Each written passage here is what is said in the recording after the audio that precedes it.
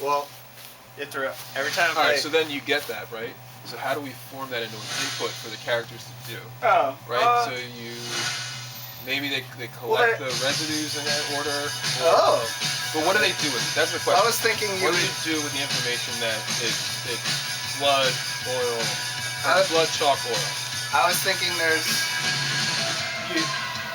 any number of phrases written in that arrangement could make sense, and so you're trying to get the correct one because they're all going to be essentially, let's just say, random grim sentences that sound evil. And there's a like one of those doors with like a face on it, and you need to take the right phrases, write it down on something else, and you feed it into it, and it will open when you get the right phrase. Maybe you need to like paint the face or give it blood, feed it blood, put chalk on its face, and then like oil the gears. Yeah. Oh, you can go that way too. That's super cool. That's what I'm really getting at. How do we take like so you were explaining there when you make more phrases and you complicate it, and you maybe add obfuscation and subterfuge in there, or reinforcement. Like you're reinforcing the idea of blood, oil, chalk. But you have other words on the wall like explosions in the sky, and you make the reinforcement, or you make the literal words in the sentence could be a red herring, and it's actually just about that. Yeah, you can do that. Or the other way around. I think you got to be careful with that. Well, Silent Hill 1 does that. No. I think it's really a good. I think it's something you do definitely. It's just one of those things that I think you got to be a little. But you do. No, but even people hate those. People hate those, but I like when the game. That's what I mean. That's what I mean. Like if you it depends on. It depends on who you're trying to get to target it. And there is a level of just like, here, deal with this because it's cool and it's fun. If you don't like it, I don't care. So yeah, that's what I like. I'm down for that too. But like, no, so yeah, red herrings, those are all cool like shifts on it. So like, the hard part to me is that getting from point A to the point where it triggers. So here's the other complication is how do you put a clock on it? How do you measure time in such a way that it's significant and the players feel like they're in that there's pressure on them to solve the puzzle? I don't think you need one because you can't progress if you don't. That's fine. You're right. You don't need one, and in a video game that works even better because they can come back to it. You know, like a save state. But like if you're playing live in a tabletop RPG and you only have a certain amount of time, make them get stuck, dude. Make them get stuck. You gotta solve this next week. No, I think you put fail states in there where like you didn't solve this, something bad happened. Oh well. Yeah. I mean, I guess you could do that. But yeah. I mean, that could work too. Either way sounds cool. Give them consequences because that makes it more fun, right? Let me give you an example of this. Sure. Puzzle that has an awesome red herring that will sound super obvious after I tell you the solution, but the puzzle is called. Yeah, if you show me the magic trick, it's gonna look super obvious. Yeah. So there is it's the music room puzzle from Silent Hill 1. You go into a room with a piano. You already know there's a note somewhere else that tells you you have to solve a puzzle in the music room. You examine this piano. It shows you like middle C octave. And certain keys have blood on them. You can click on the notes, and some of them will play the appropriate sound, and some of them just go. And you click on this poem, you start reading it. Birds without a voice, and then it says the loud pelican soars above the silent raven who perches just above the dove who loudly sings, and your brain starts making all these deductions about like, oh, so he's perched above him. That means it's the next note that plays a sound that's higher than that one. Like your brain will logically go through that. And people will sit there. You can go to Twitch and click Silent Hill, click any VOD, somebody will be stuck there for hours. People almost figure it out. They'll solve some logical things, and then you realize poem is the title is the solution. Birds without a voice. You just need to click on the ones that don't make a sound. And so people are trying to, oh, it sings loudly. That means I need the one that makes a note. And like you try to, so your brain, so the red herring is the entire poem. Yeah. But I think that is so cool, and I love that it is a little mean too, because it makes you feel like an asshole for spending 4 hours on it. No, I like that. Again, in this situation, I'm talking about running something where, like, I don't want the players can't be there for 4 hours. Every session for no, an hour. It's not every session. This is like trying to make it a single session campaign. Oh, doing it once. So Wow. like in the world that I was describing, you would play one session and that would explore one part of the world, right? Okay. And then, but in terms of like mutating the game that I'm imagining into something that you can play for long periods of time, then yeah, you could put that puzzle in there, have them get stymied on a part, and then be like, well, we're gonna have to, like, even if it's, as long as you're promising multiple sessions, right, they can get stuck on a door, right? They go to its room, they can't open it up, they know there's something behind it, because it's got a face on the door. It's telling you it's a puzzle, but they can't figure it out. So then they're like, okay, you know what, guys, we spent Wednesday trying to figure this puzzle out. Okay? That's all we did. Let's go try something else on next Wednesday. We'll go to another location and explore that. So I agree with you. In practice, there are ways to practice what you're describing. I think. Well, I have an idea. So here's the thing: if you want it to be something that can be in like a single event thing, you do. I don't know if you want to literally have a time limit, like half an hour or every 15 minutes. Well, essentially say something bad happens. The room's filling with water with leeches, and they'll take a little bit of damage every 5 minutes. And then at half an hour you say, all right, you don't solve it, so they don't get their reward. But the door, like if it's a literal place behind it, not just a treasure, you have it be like the door busts open from the water, or like the biggest leech of all smashes the door, and you get through, but you take a lot more damage than if you solve it. I like that. I also like, let's say you do it for both, right? You can do it in a single session game and a multi-session game. In a single session game, you're right, so put a timer. Whatever the timer is, so like, every time the players take X action, so you create a thing that the players do that starts the timer and then reinforces the timer. And then, you don't have a real well timer on it. I think that's another good way to go. Like, put an hourglass on the table and be like, I want an hourglass for these games and I'm running live, so I can have it be like, look, this is how much time you have. You have 5 minutes. Talk about what you're going to do, and then we're moving on. You have to figure out. That kind of thing. So for that, let's say you have a room filled with bats, and they end up, I want to give the players an escape, so they can escape from here and then be able to come back to that place later for a different pathway. And that pathway is now blocked, but they know that place exists. And then there's other ways to find that place in the game. That could be cool. So they come back and be like, you know what? I think I fucking figured it out. Or they're exploring another part of the world, right? And they get to that gate, and they open the gate, and the room empties because of the acid that filled it up. Something like that.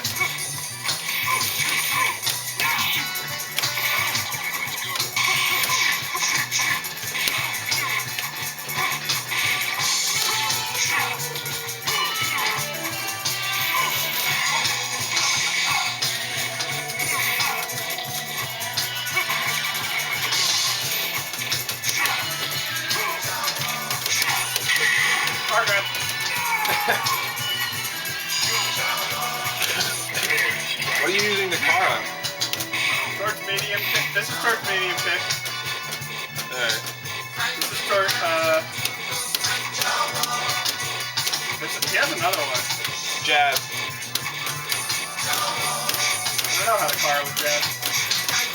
Apparently you can do it. Torch jab.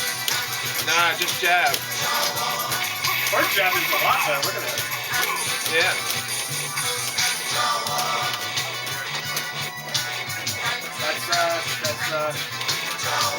Here's another one that's good.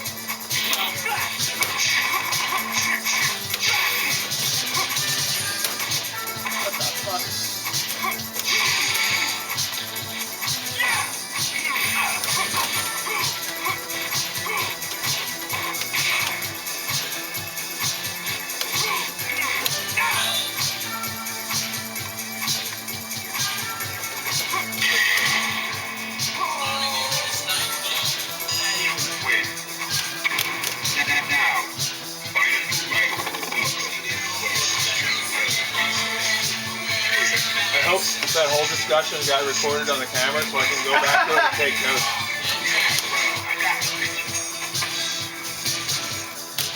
I always forget where the car stretch sheet is.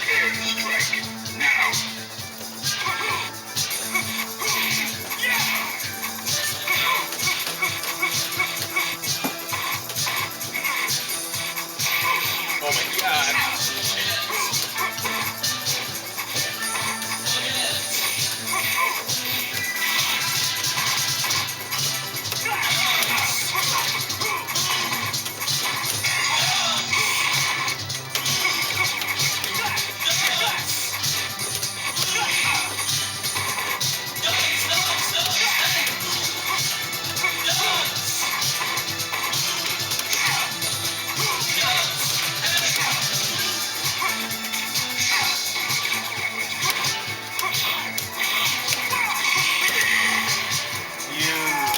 Patient bastard. Just waiting like a predator.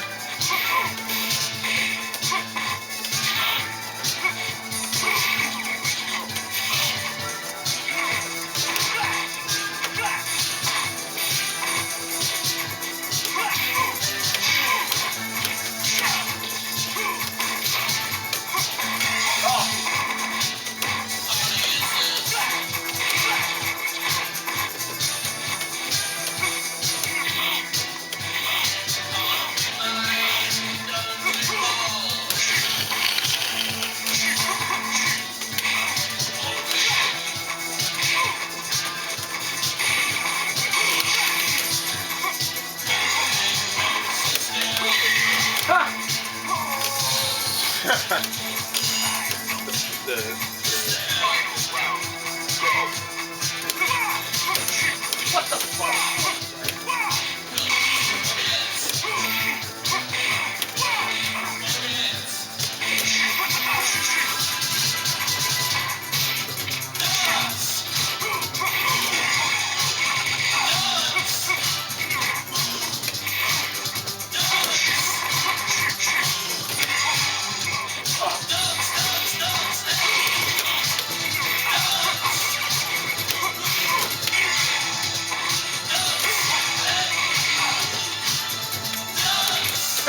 Fuck, I'm bumping.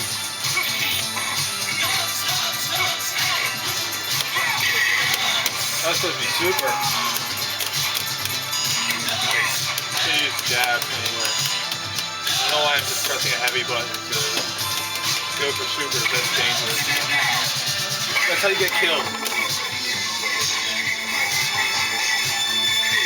This is roundhouse. Gives you 11. Oh, yeah. This roundhouse gives you 11 pixels, but it doesn't seem to move it. What's that? Kara. I don't know.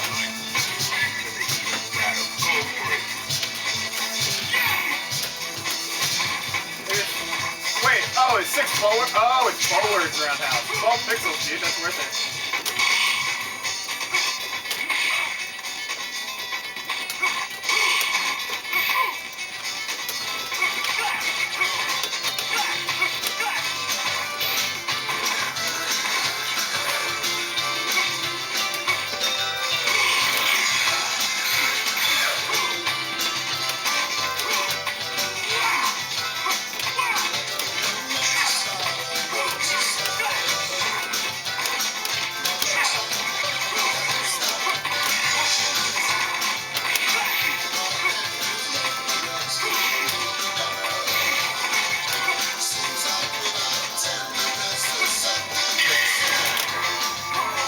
Toes. Oh, yeah, forward's light punch. It's forward's light punch. That is the Kara. That's kind of hard to do.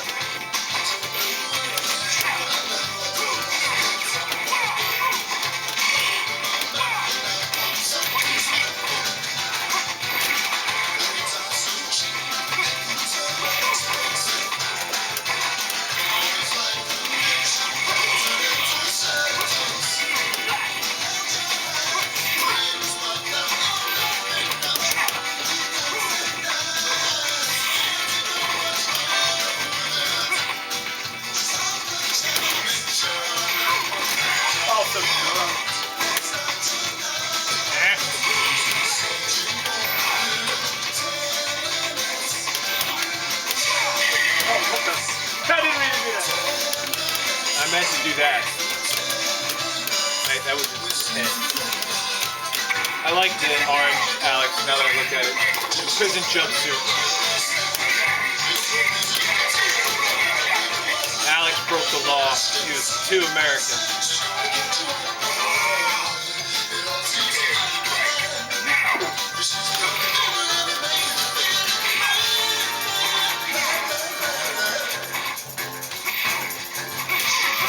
Oh my God.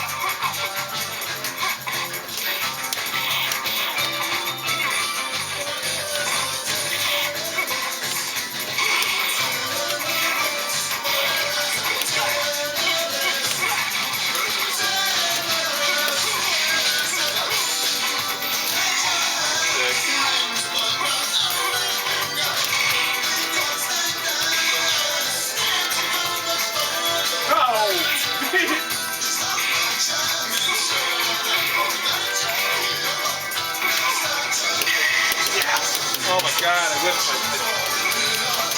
Failed. Failed my super slice.